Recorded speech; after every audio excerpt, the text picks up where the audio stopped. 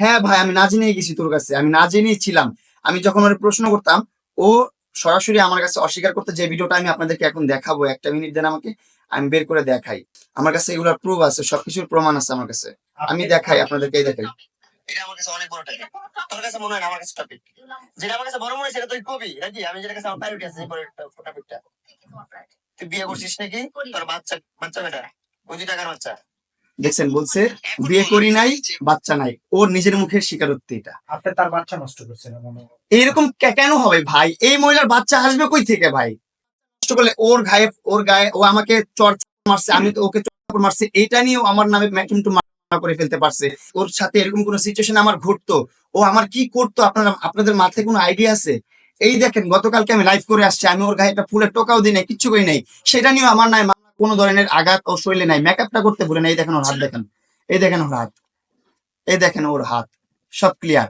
কিন্তু আইন অন্ধ, ও যা বুঝাচ্ছে তাই বুঝতেছে, ও যেভাবে বলছে সেভাবে মামলা হচ্ছে। জীবনেও না, আমি ওর গায়ে একটা ফুলের টোকাও দেয় না। আমার যে 28 মিনিট 29 মিনিটের একটা লাইভ করছি বা অন্য যে পোস্ট গুলো করছি, দেখবেন আমি ওর শরীরে একটা বিন্দু পরিমাণ টাচও করি নাই। করছে ও, আমাকে বাঁচতে দিবে না, ও কিভাবে আমাকে ধ্বংস করবে, কিভাবে আমাকে আমার জীবনটা একবার তেজপাতা করে দিবে, অন্ধকার করে দিবে, সেই আশায় আছে ও শুধুমাত্র। না হলে ও এখন আবার যে আমার নামে মামলা করছে। আমি তো ভাই, ও যেভাবে বলে সেভাবে চলতে হয়, সেভাবে করতে হয়। না হলে হচ্ছে যে বলে মামলা তুলবো না, নাহলে এটা করো। ও শুধু একটা হুমকি, ওর মামলা দিয়ে রাখছে, অগণিত মামলা দিয়ে রাখছে। গতকালকে আবার মামলা দিচ্ছে আমার নামে।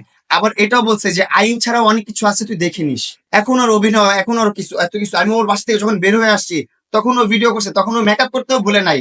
ও মেকআপটা করতেও ভুলে নাই ওই টাইমটাতে। এই যে ভিডিও আমি নামায় রাখছি, সাথে সাথে স্ক্রিনশট দিয়ে রাখছি গ্রুপে, যখন আপনাদের সাথে শেয়ার করছে।